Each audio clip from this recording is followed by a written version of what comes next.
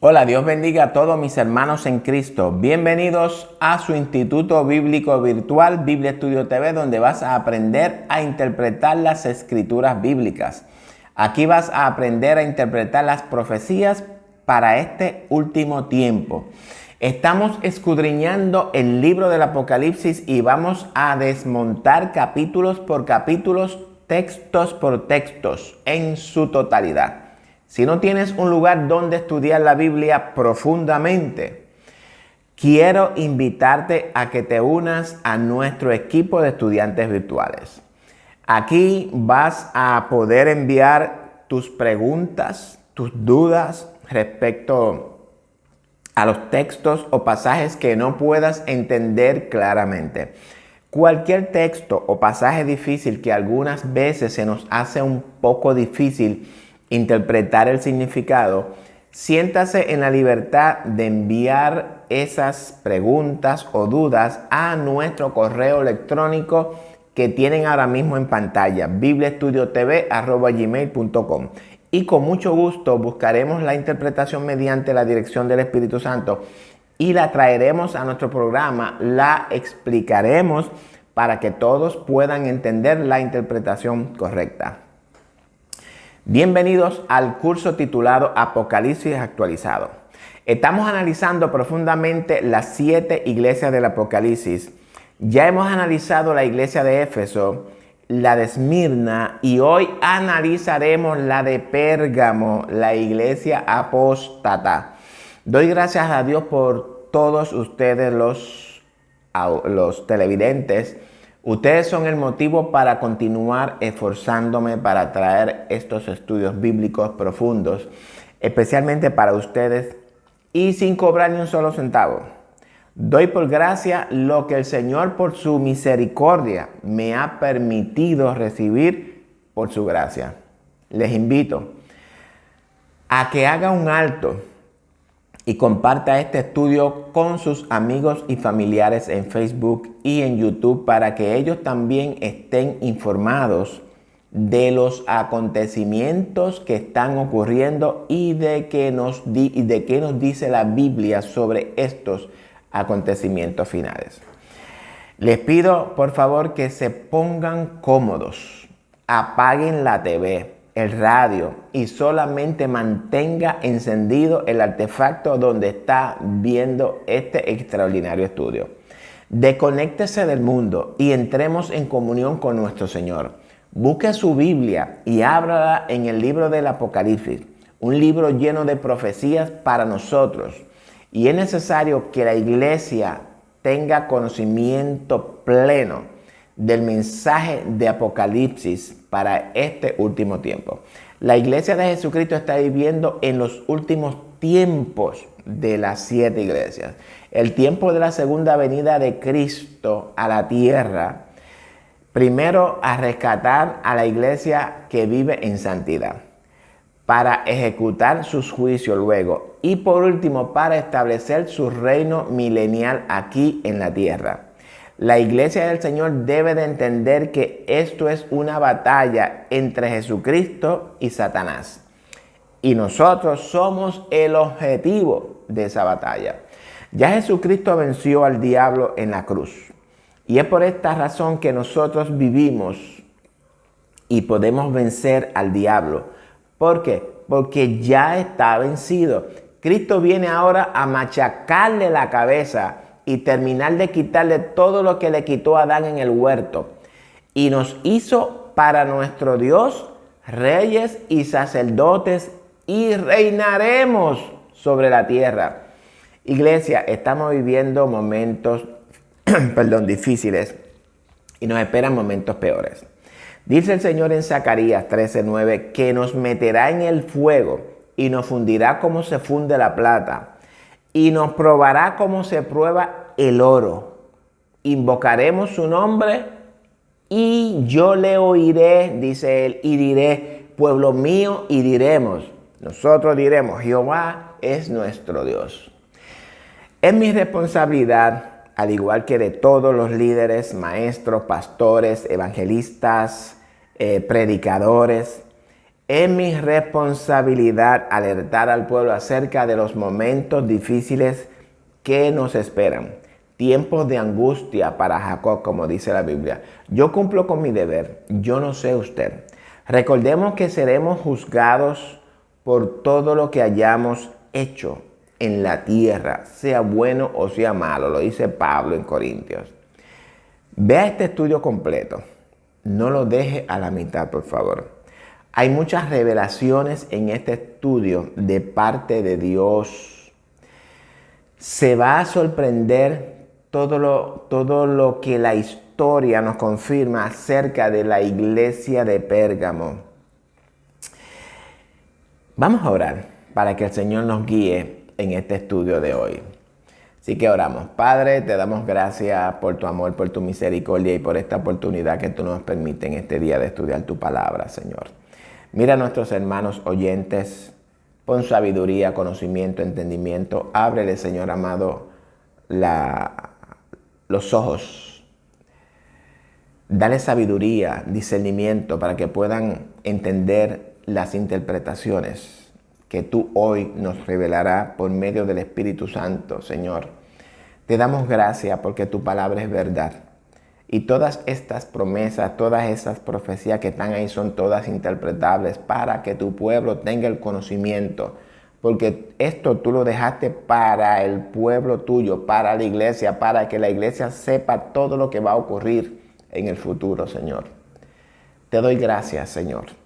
Úsame en esta tarde, en este día, Señor, para tu gloria. Sea el Espíritu Santo ministrando en mi vida primero y que luego también ministre en las vidas de los oyentes. Es en tu nombre, Jesús, que hemos orado. Amén. Bueno, ahora sí, ya estamos listos para despegar. Abróchense los cinturones, busquen sus Biblias, pónganse cómodos. Mente objetiva, mente en el Espíritu y despegamos. Ya vimos en los temas pasados la iglesia de Éfeso, que representaba la época de la iglesia apostólica del 31 después de Cristo hasta el 100 después de Cristo. Vimos también la segunda iglesia, Esmirna, que representaba a la iglesia pura bajo persecución del 100 después de Cristo hasta el 313 después de Cristo. Ahora nos toca estudiar la tercera iglesia profética del Apocalipsis con el nombre de Pérgamo. Esta iglesia estaba ubicada a 48 kilómetros al norte de la ciudad de Esmirna. El nombre de Pérgamo, para los que no lo saben, significa elevación o altura, ya que estaba construida sobre una colina. Esta ciudad era la más grande de la zona y llegó a ser la capital de la provincia romana de Asia Menor y un importante centro cultural. Albergaba una biblioteca con 200,000 libros aproximadamente. Es de este nombre que se origina el término pergaminos. La etapa histórica de esta iglesia comenzó en el 313 después de Cristo, cuando la persecución había terminado gracias al edicto de Constantino. Es por eso por lo que al inicio de la descripción de la iglesia de Pérgamo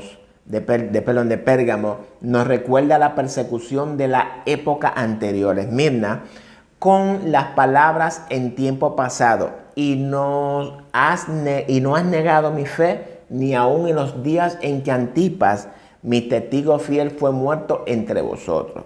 Eso lo vamos a ver en Apocalipsis 2:13. Una vez que la persecución terminó, comenzaron a introducirse una serie de errores malos a la iglesia de Pérgamo, que sufrió bajo las influencias paganas. Por varias razones, Jesucristo no pudo haber escogido una ciudad más idónea para representar este periodo de la iglesia cristiana.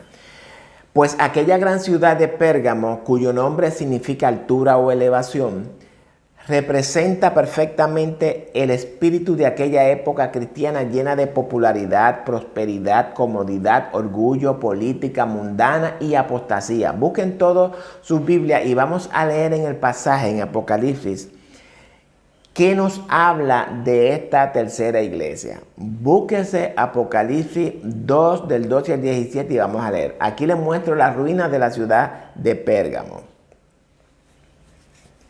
He aquí el mensaje a la iglesia de Pérgamo. Y escribe al ángel de la iglesia en Pérgamo.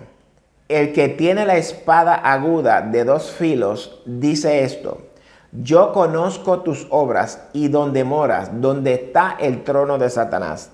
Pero retienes mi nombre y no has negado mi fe, ni aun en los días en que Antipas, mi testigo fiel, fue muerto entre vosotros, donde mora Satanás.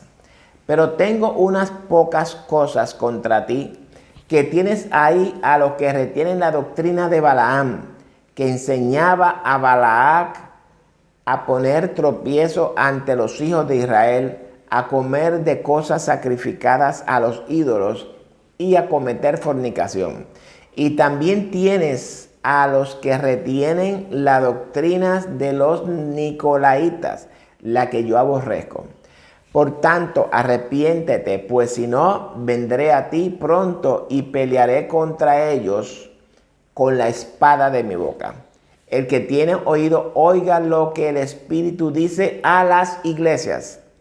Al que venciere daré a comer del maná escondido, y le daré una piedrecita blanca, y en la piedrecita escrito un nombre nuevo, el cual ninguno conoce sino aquel que lo recibe. Bueno, ya hemos leído el texto y vamos a ver cómo podemos, con la ayuda del Espíritu Santo, obtener la correcta interpretación.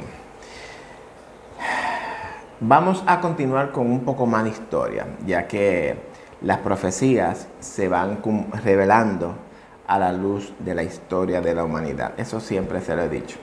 Desafortunadamente, en este periodo, la iglesia cristiana comenzó a corromperse tal como el apóstol Pablo lo había predicho. Si usted busca Hechos 20, 2 de Timoteo 4, Gálatas 1, Pablo habla acerca de esos lobos rapaces que apartarán de la verdad y inclusive se volverán a las fábulas y muchos caerán de la gracia. Lo que Pablo más o menos nos trata de decir ahí referente a esto. Pérgamo es la única de las 7 iglesias a la cual Jesucristo se presenta como aquel que tiene la espada aguda de 2 filos. Y advierte con atacar con ella, jóvenes. Recuerden que esta espada es un símbolo de la palabra de Dios. Pablo dice en Efesios 6:17 que tomemos la espada del Espíritu, que es la palabra de Dios. Esta simbólica espada es la que juzga y separa la verdad del error. En esta iglesia iba a comenzar a gran escala la división entre la verdad y el engaño, entre lo correcto y el error, entre la luz y las tinieblas. Esta época de la iglesia cristiana sería decisiva y divisoria entre la sana doctrina y la apostasía. Y para los que no lo saben, jóvenes, esta es la época en la cual la iglesia se unió con el Estado. La iglesia de Pérgamo representaba la época en la que la iglesia cristiana se unió con el Estado romano, bajo los emperadores Constantino en el 313 y Teodosio en el 380, quien hizo del cristianismo la religión oficial del Imperio Romano, mediante el edicto de Tesalónica. Yo les dije al principio que se ajustaran los cinturones. Aquí vamos a escudriñar verdades que nadie en ninguna iglesia, ni instituto, ni universidades escudriñan. Esto solamente lo va a aprender aquí en el Instituto Bíblico Virtual, Biblia Estudio TV. Miren esta foto que ven en la pantalla. Ahora bien, en el año 313 el emperador Constantino promulgó el edicto de Milán, por el que se reconocía oficialmente al cristianismo. Se proclamaba la seguridad de culto y se concedía a las comunidades cristianas la consideración de personas jurídicas. Esta etapa de la historia de la iglesia se cierra con el decreto del emperador Teodosio, del 379 al 395, por el que se proclamó el cristianismo. Abren bien los oídos, oigan bien, hermanos católicos que nos ven. Se proclamó el cristianismo como la religión oficial del Imperio Romano. Esta información usted la puede conseguir en Google o en el libro Historia del Hombre de Alcides Pareja Moreno.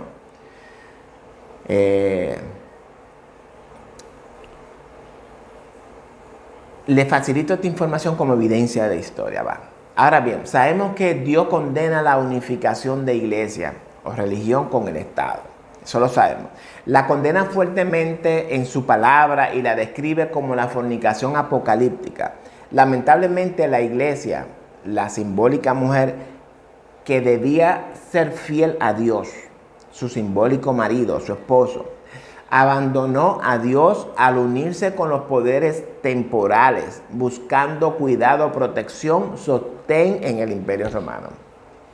Y esto me recuerda el libro de Oseas, en el capítulo 2, 5, 7, que dice: porque su madre se prostituyó, la que los dio a luz se deshonró, porque dijo: iré tras mis amantes, que me dan mi pan y mi agua, mi lana y mi lino, mi aceite y mi bebida. Por tanto, he aquí yo rodearé de espino su camino, y la cercaré con seto, y no hallará su camino. Seguirá a sus amantes y no los alcanzará.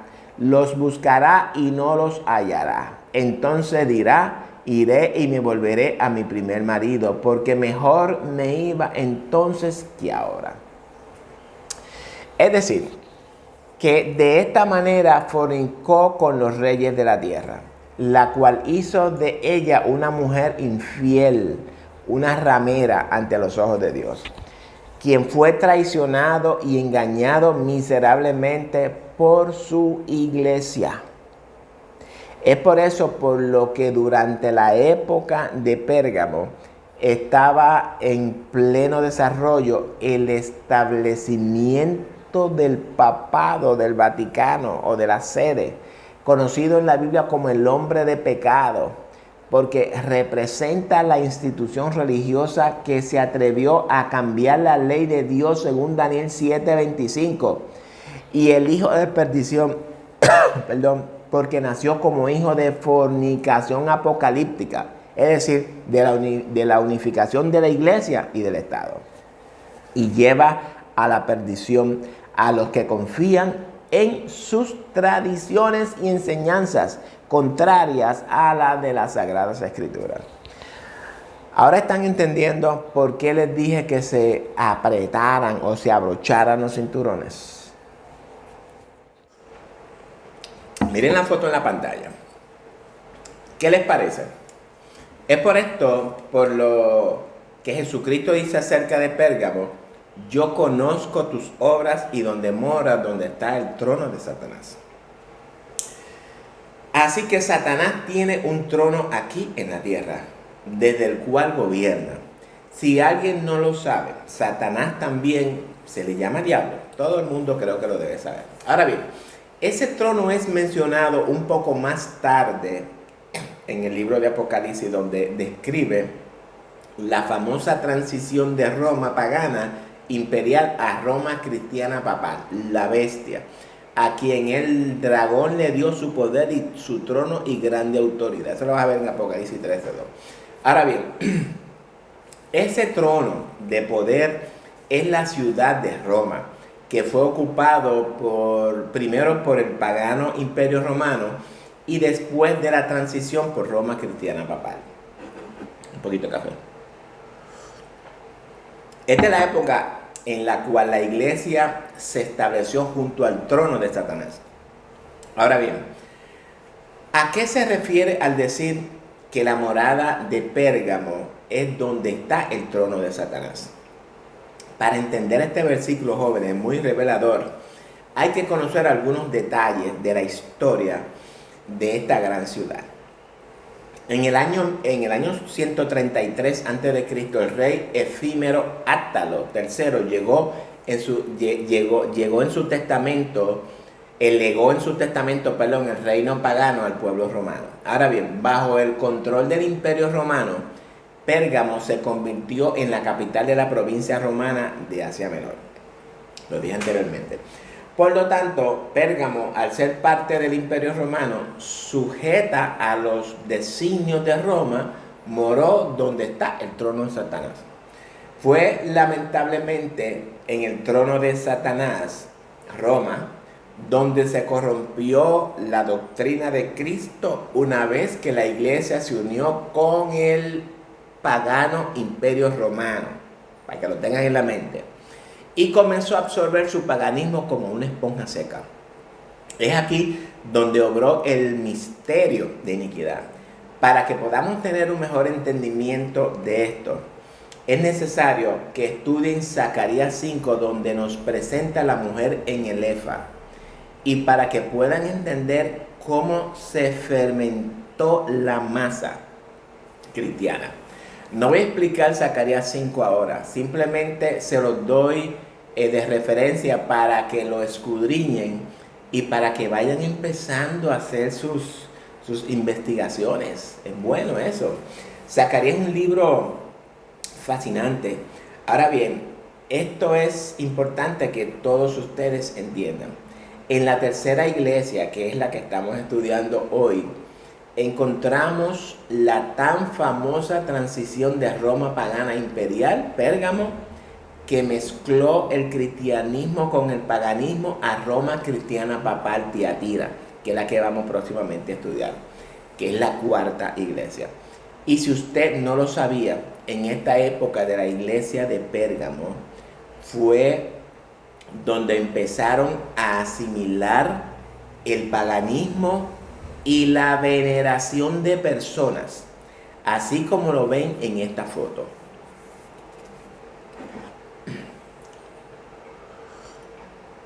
¿Cómo les quedó el ojo? Pérgamo era una ciudad pagana muy religiosa, llena de idolatría, muy parecida a la antigua capital griega de Atenas, que había estado entregada a la idolatría. Eso lo pueden leer en Hechos 17:16. En Pérgamo también se encontraban varios templos dedicados a rendir culto a diferentes dioses paganos. También contó con el primer templo erigido en honor al emperador Augusto. Otro templo era dedicado para adorar al emperador Trajano y otro más para venerar al emperador Severo. Así que en Pérgamo se practicó un gran culto a los emperadores romanos como si fuesen divinidades, que tras la transición a Roma papal continuó en la veneración de los obispos de Roma, que llegaron a ocupar finalmente aquel trono de poder mundial que los emperadores romanos habían ocupado antes de ellos, pero que habían dejado desocupado por haber trasladado la capital del imperio romano a Constantinopla en el oriente. Eso es historia. Dios condena la veneración de seres humanos. Pérgamo era además la sede del antiguo culto babilónico al sol, así como muestran esta foto. Cuando los caldeos fueron derrotados por los medopersas, huyeron a Asia Menor, donde establecieron su colegio central en la altiva ciudad de Pérgamo. Por tanto, Dios escogió la iglesia de Pérgamo para utilizarla como símbolo profético de aquella época apóstata. En la época, la adoración al sol fue introducida en la cristiandad. Fue el emperador romano Constantino quien en el año 321 emitió la primera ley de descanso durante el día del sol del imperio romano, mandando a que todos los habitantes del extenso imperio romano debían cesar de trabajar el dies solis o en el día del sol. En otras palabras, jóvenes, en el domingo. El día de descanso que Dios estableció fue el séptimo día, el sábado. Yo sé que nuestras iglesias no creen en guardar el sábado, que fue el día en que el Señor señaló para que su pueblo guardara, no el domingo. Ya hemos aprendido que el domingo, o Sunday como se llama en inglés, es el Día del Sol, sustituido por el emperador Constantino. Y no solamente Constantino, sino que 62 años después el emperador romano Teodosio cambió el nombre Dii Solis, Día del Sol, por Dies Dominicus, Día del Señor, camuflando de esta manera el Día del Sol pagano con un lindo nombre cristiano, domingo. Y tenemos que tener ojo con esto. Nosotros no podríamos encontrar violando el cuarto mandamiento. Dios dice a Pablo que va a juzgar todo lo bueno y lo malo que hagamos mientras estemos en el cuerpo. No solamente eso, sino también hemos arrastrado muchas actividades paganas impuestas por el Imperio Romano y la Iglesia Romana. Necesitamos, por ejemplo, las Navidades, San Valentín, entre otras. Es mi responsabilidad informar al pueblo sobre lo que la palabra de Dios nos enseña, pero es de ustedes, el pueblo, decidir. Este café está más bueno, vamos a continuar. Pérgamo era la época de la cristiandad en la que la iglesia romana y el paganismo romano se mezclaron. El cristianismo absorbió muchas costumbres paganas como una esponja. Cabe también mencionar que durante la época de Pérgamo se comenzaron a usar las velas en el 320 después de Cristo. Se comenzó la veneración de ángeles y santos muertos, como también el uso de imágenes en el 375 DC, práctica que Dios prohíbe claramente en su palabra. Era la época en la cual comenzó la misa como un rito de sacrificio diario en el 394 después de Cristo. Cuando las Sagradas Escrituras jóvenes dicen claramente que Cristo fue sacrificado una sola vez para siempre. Era la época en la cual comenzó la exaltación de María, como 4 siglos después de su muerte, en la cual el término Madre de Dios se aplicó por primera vez a ella por el Concilio de Éfeso en el 431. Yo espero que estén poniendo atención a todo esto. También durante esta época se comenzó a usar vestiduras especiales para los sacerdotes, los curas, en el 500 después de Cristo, y en la cual inició la extremaunción en el 526. Y si vamos a la Biblia acerca de las tradiciones, el mismo Jesús en Mateo, en Mateo 15, cuando Jesús les reclama a los sacerdotes que ellos quebrantan los mandamientos de Dios por las tradiciones. Y me preocupa que la iglesia de Cristo esté envuelta en todas estas tradiciones romanas. Pablo también nos exhorta en la carta a los Colosenses respecto a las tradiciones de los hombres y los rudimentos del mundo también. Dice, el cardenal Newman en uno de sus libros, un católico, dice que templos, incienso, aceites, velas, ofertas devocionarias, agua bendita, santos, fiestas y estaciones de devoción, procesiones, bendiciones de campo, vestiduras sacerdotales, la coronilla de los sacerdotes y los monjes, imágenes de todos son de origen pagano. El mismo católico. Al principio de este estudio les dije que el libro del Apocalipsis debemos de interpretarlo a la luz de la historia de la humanidad. La Biblia habla, la historia confirma. Por esta razón, les voy a pedir que compartan este y todos los videos con sus amigos y familiares, para que también ellos, queridos hermanos, estén informados y puedan aprender. Ya casi terminamos. Lo que sucede es que es mucha información y que todos debemos de tener, ¿verdad?, en nuestras mentes. La iglesia de Pérgamo, luego de eliminar las 3 tribus arrianas, entiéndase los 3 cuernos que el cuerno pequeño derribó delante de él. Con esto se prepara el camino para darle paso a la siguiente iglesia, la de Tiatira, que es la que vamos a estudiar prontamente. Recuerden que esos 3 cuernos o reinos fueron primeros los érulos, en el 493, los vándalos en el 534 y finalmente los ostrogodos en el 538. Estos son los tres cuernos que habla Daniel. 7, 8 que fueron arrancados por el cuerno pequeño. Y esto se los digo para que vayan teniendo una idea de lo que posiblemente nos estemos encontrando prontamente. Todo esto es historia, jóvenes.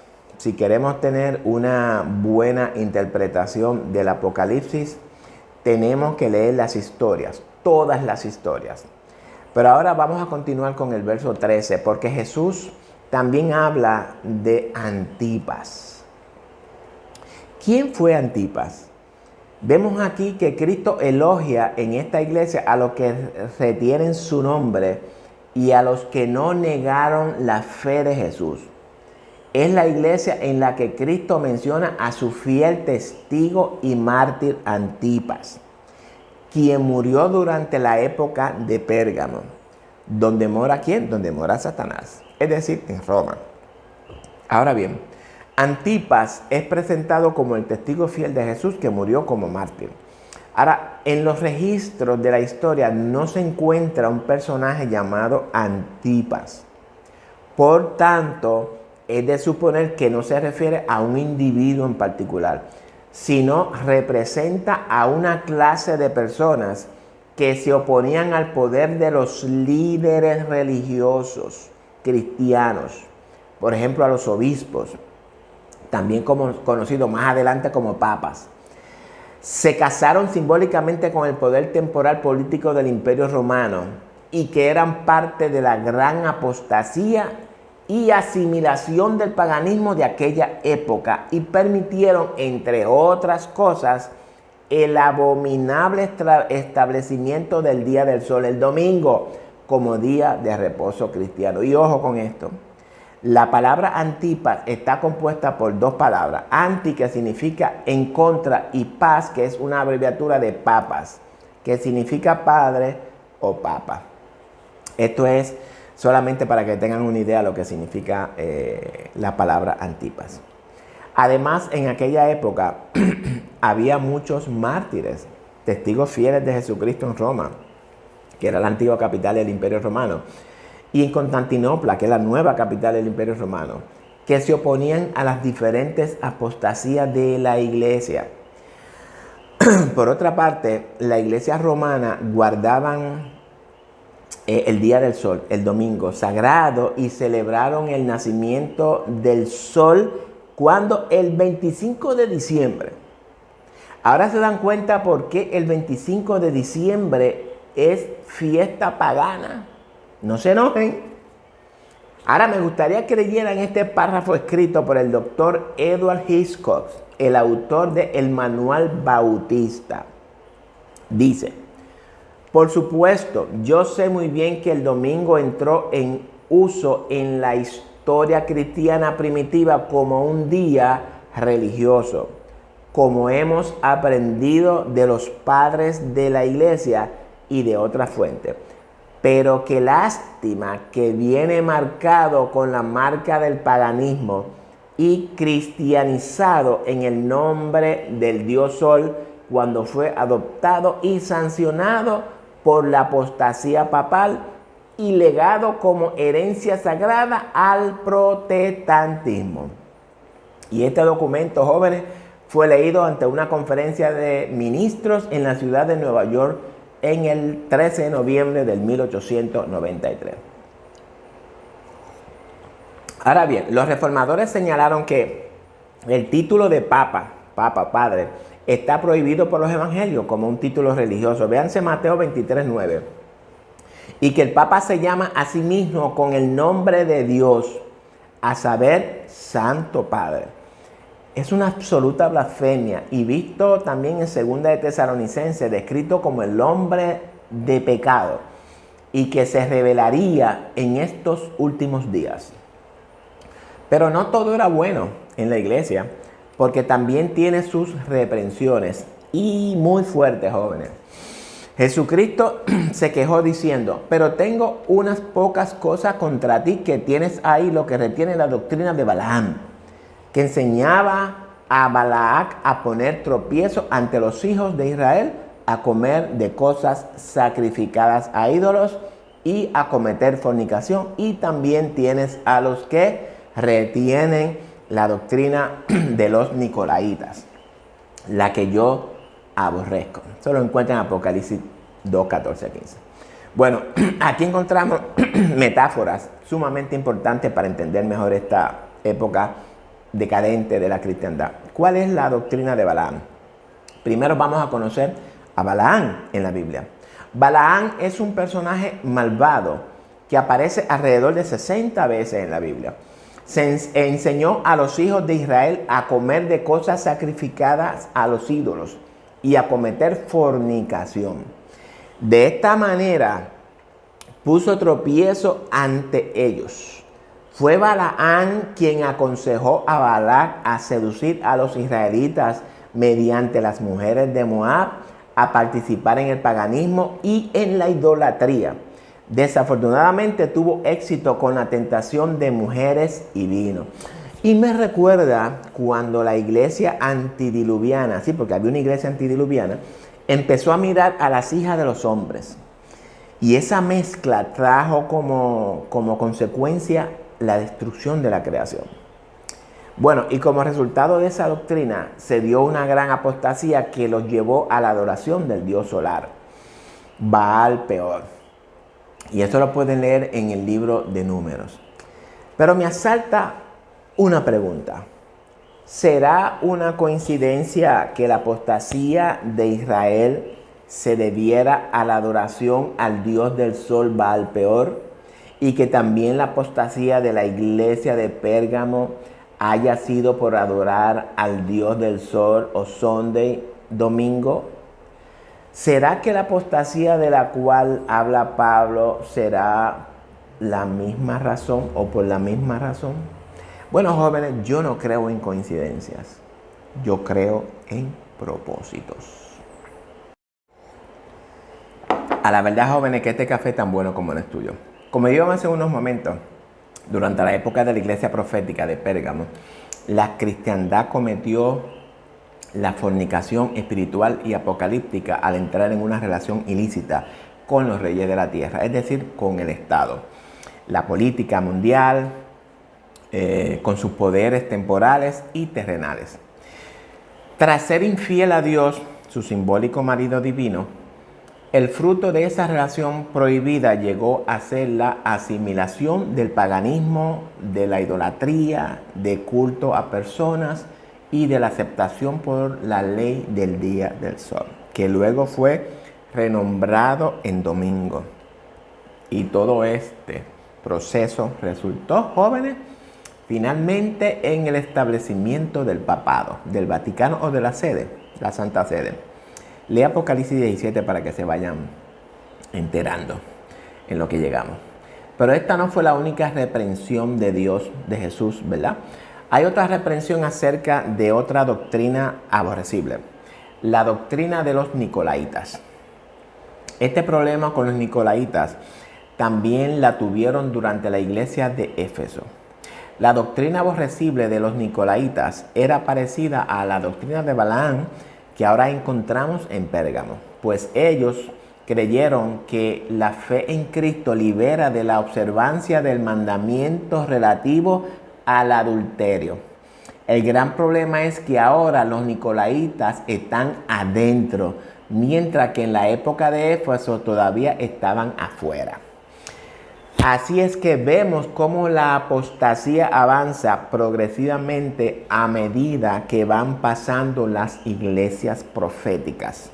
Antes, durante la época apostólica de Éfeso, eran solo los nicolaitas y estaban atacando a la iglesia cristiana desde afuera. Pero ahora, jóvenes, en la época de la apostasía de Pérgamo, están atacando desde adentro. Y no solo ellos. Los enemigos dentro de la iglesia han aumentado y fortalecido su posición, pues ahora no son solamente los nicolaitas, sino también los que retienen la doctrina de Balaam. Han llegado a ser la mayoría, 2-1, frente al simbólico Antipas.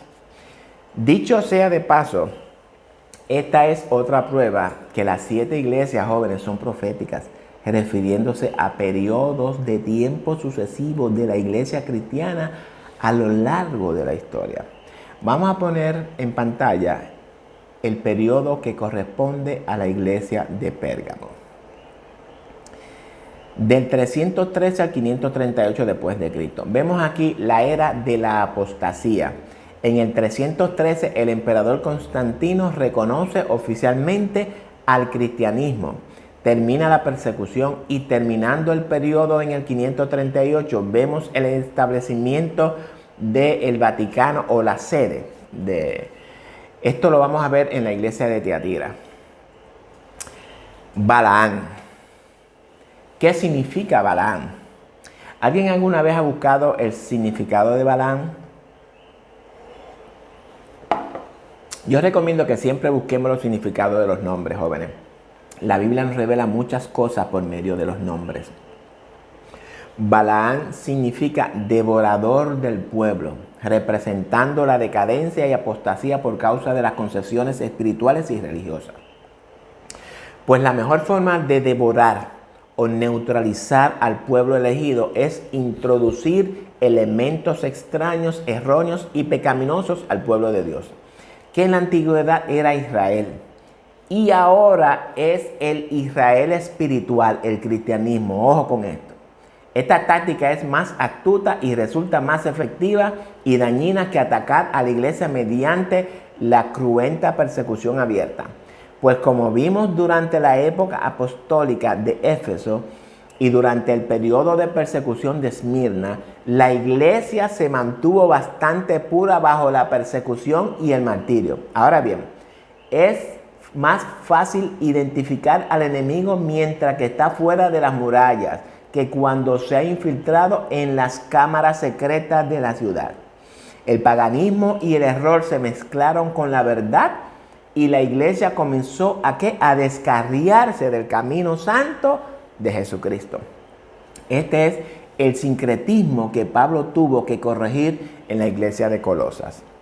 Los nicolaitas, que una vez fueron odiados, ahora predican dentro de los muros. Los nicolaitas son el equivalente griego de Balaam, que significa el conquistador del pueblo. Así que los nicolaitas y los que retienen la doctrina de Balaam son finalmente sinónimos del mismo problema, representando la decadencia dentro de la iglesia cristiana, aunque obviamente con sus características individuales. Debemos recordar que Daniel 11, 14, 16 identifica a los romanos como los quebrantadores del pueblo. 2 puntos y más terminamos casi. No olvide darle me gusta a nuestra página de Facebook y suscribirse a nuestro canal de YouTube. Y sobre todo, jóvenes, sobre todo, comparta este extraordinario estudio con sus amigos y familiares. Comparta de gracia lo que recibe por gracia. Yo me estoy disfrutando este estudio.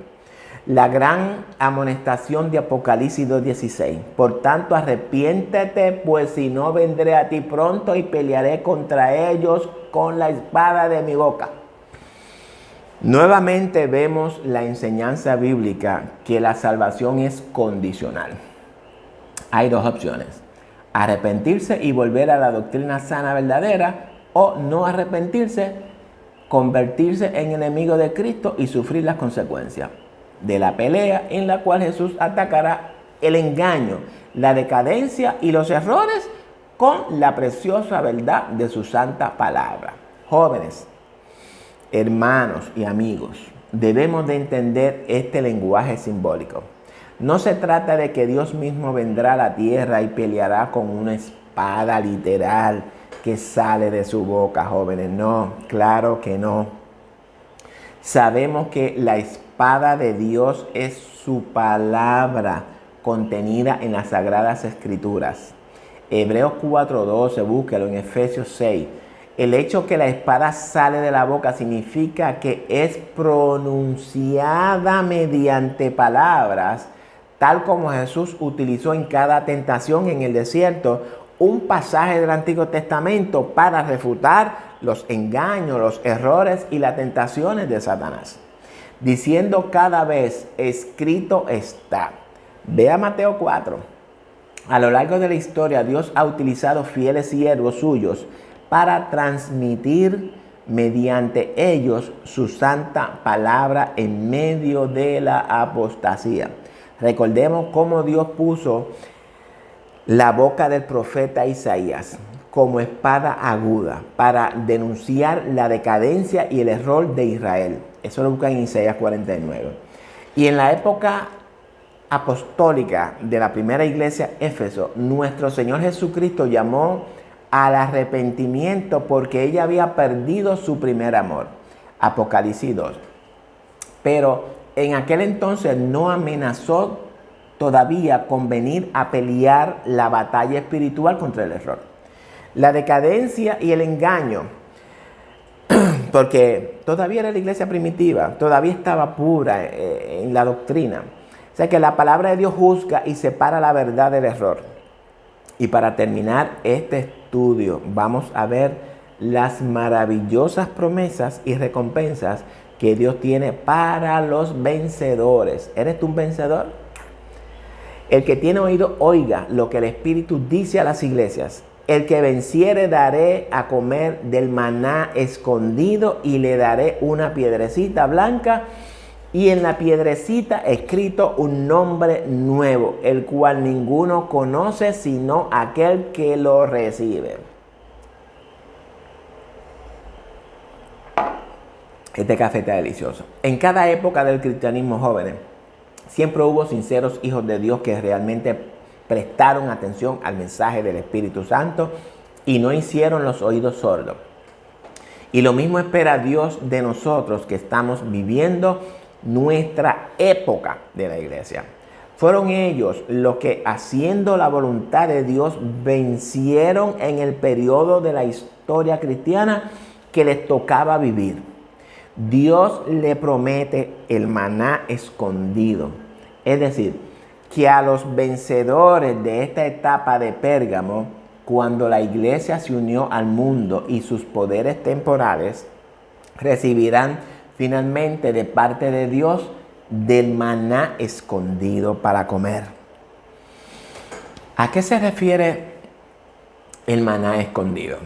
Recordemos que Dios hizo llover pan del cielo en el desierto a su pueblo hebreo que acabó de salir del paganismo egipcio con su idolatría y su culto al hombre y su adoración al sol, y ese pan celestial llamado maná estaba íntimamente relacionado con la obediencia a la ley de Dios y en particular al día de descanso sabático.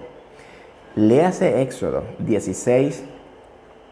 No lo voy a leer porque es muy largo y estoy medio agotado ya, de verdad. Yo le invito a leerlo en la comodidad de su hogar. Medite en este mandamiento de Dios a su pueblo. Y estoy seguro que el Espíritu Santo le revelará la verdad oculta. Ahora bien, si usted lee Mateo 12:8, Jesucristo se identifica como Señor del sábado, es decir, nuestro maná espiritual en el cual encontramos reposo y descanso para nuestras almas. Les voy a dar otra lectura importante para que entiendan esa promesa que Dios les da a todas las iglesias. Léase Juan 6 del 31 al 35 y del 47 al 51. Por eso el maná y los 10 mandamientos están asociados íntimamente y fueron dados por Dios después de haberlos sacado de la servidumbre egipcia. Y por eso, por lo que el maná se encuentra dentro del arca del pacto, junto con las tablas de la ley. Eso lo buscan en Hebreos 9:4. La verdad que ha sido de los mejores cafés, lo he disfrutado.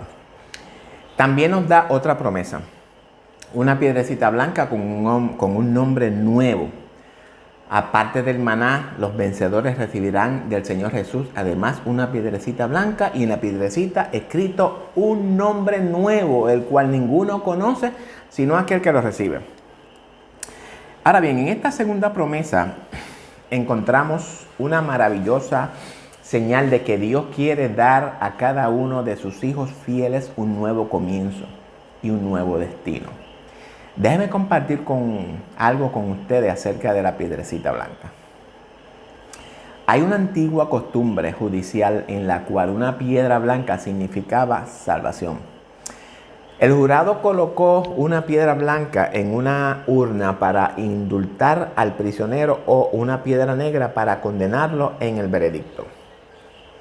Vamos a recibir un nombre nuevo. También la costumbre de cambiar un nombre es antigua, jóvenes. Es por eso por lo que la palabra de Dios nos presenta varios ejemplos de personas que recibieron un cambio de nombre como señal de un nuevo comienzo o un nuevo destino. Las culturas israelitas relacionaron el nombre con el carácter, la personalidad o un importante acontecimiento de la vida. De esta manera, a veces se modificaba o se cambiaba el nombre. Por ejemplo, Abraham, quien se convirtió en Abraham, o Abraham en Abraham. Simón, que se convirtió en Pedro, piedrecita. Jacobo, que tramposo, que se convirtió en Israel, que se llamaba vencedor. Saulo, quien se convirtió en Pablo, etcétera, etcétera. Respecto al nuevo nombre, Dios añade mucha información valiosa en el mensaje de la sexta iglesia del Apocalipsis, diciendo: al que venciere, escribiré sobre él el nombre de mi Dios y el nombre de la ciudad de mi Dios, la nueva Jerusalén, la cual desciende del cielo de mi Dios, y mi nombre nuevo. Eso lo pueden ver en Apocalipsis 3:12.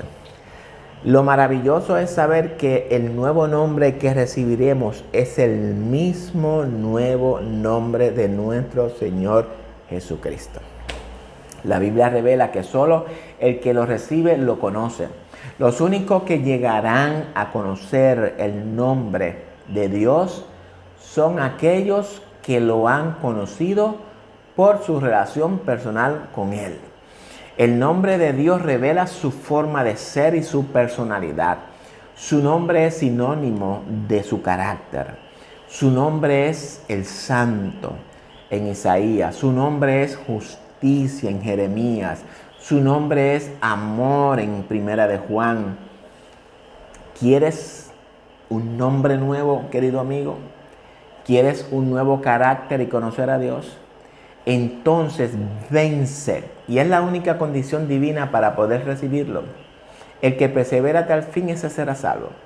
¿Qué debemos de vencer? Todas las cosas que las Sagradas Escrituras revelan que son malas, erradas y pecaminosas. Y Dios nos ayudará a vencerlas mediante su poder omnipotente si nosotros nos aferramos por fe a Él y a sus maravillosas promesas. Para eso Dios nos dio el Espíritu Santo, queridos amigos y hermanos. Cuando las Sagradas Escrituras usan esta simbología de la piedrecita blanca con un nombre, se basa en una preciosa costumbre griega y romana de la antigüedad. En aquel entonces viajar era difícil, no había hospedaje público y la hospitalidad radicaba en personas particulares. De esta manera se desarrollaron con frecuencia relaciones de profunda amistad.